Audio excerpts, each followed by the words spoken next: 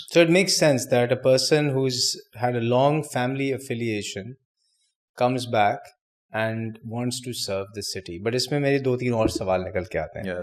एक बात तो you said which surprised me कि your family has been here for 4 generations. In 6 Karachi. generations. 6 generations in Karachi. In Karachi. Yet you Yeah. identify as a Baloch. Yeah. How that doesn't make sense to me. अगर 6 generations हो गए हैं, तो that means 180 years, right? 30 years is a generation, is what they say. तो अगर 180 years से कराची में है, तो how are you a Baloch? Aren't you a Sindhi? So we're Sindhi Baloch. Or aren't proud you a Karachiites. Karachiite or a Kulachiite? We do call ourselves, yeah. ये mindset जो है, मुझे I want to understand, क्योंकि one of the challenges in Pakistan today is कि पाकिस्तानी कोई भी नहीं है, या तो आप सिंधी, पंजाबी, बलोची, सराइकी, फिर आपके हज़ारा, इतने सारे हैं, पश्तून, मुहाजिर, हम कम्युनिटीज़ हैं. Yeah. अगर ये सोच आज भी मौजूद है तो ये कभी भी एक यूनाइटेड नेशन नहीं हो सकता है. तो मैं ये समझना चाह रहा हूँ कि ये जो एक माइंडसेट है कि वी आर बलोच, यही माइंडसेट सिंधीज़ में भी है, यही माइंडसेट पंजाबीज़ में भी है.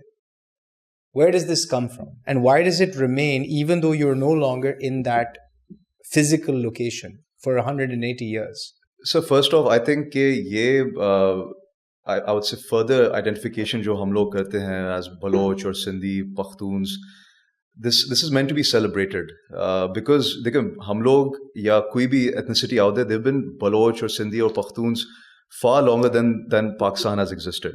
And if we even see our peers, our regional peers, आप इंडिया में देख लें, वो लोग अपने इस रीजनल आइडेंटिटीज़ को बहुत ज़्यादा सेलिब्रेट करते हैं. और हमने भी एक चीज़ देखी, आप भी मेरे ख्याल से शायद न्यूयॉर्क में थे, आई थिंक कॉर्नेल साहब ने ग्रेजुएशन की, तो and I guess you were Lehman brothers, New York में आप थे और मैं लंदन में था.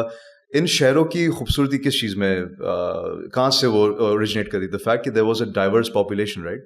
हमारे मुल्क का इशू यही है कि हम लोग इतना ज़्यादा पाकिस्तानियत को एक दूसरे के ऊपर इम्पोज करने के चक्रों में लगे हुए हैं, जिसकी वजह से क्या होता है कि हम लोग अपने उस इडियोसिंक्रेसीज को या हमारी यूनिकनेस को हम लोग सेलिब्रेट करना नहीं चाहते. और उसकी वजह से क्या होता है कि आई फील है कि सबकॉन्शियसली एक दूसरे के लिए बंदा वो रिजेंटमेंट या वो बायसेस भी डेवलप करना शुरू हो जाता है कि यार वो बलोच है, वो सिंधी है, वो क्यों अपना आपको इस तरह बोलते हैं, वो क्यों इतना ज़्यादा प्राइड उस चीज़ में होल्ड करता है, तो वो क्यों नहीं अपना आपको पाकिस्तानी कहते हैं. उस चीज़ से मेरी नज़र में आई फील है कि डिफरेंसेस बढ़ते हैं. इनफैक्ट हमें चाहिए कि इन चीज़ों को, इन डिफरेंसेस को एम्ब्रेस करने की कोशिश करें.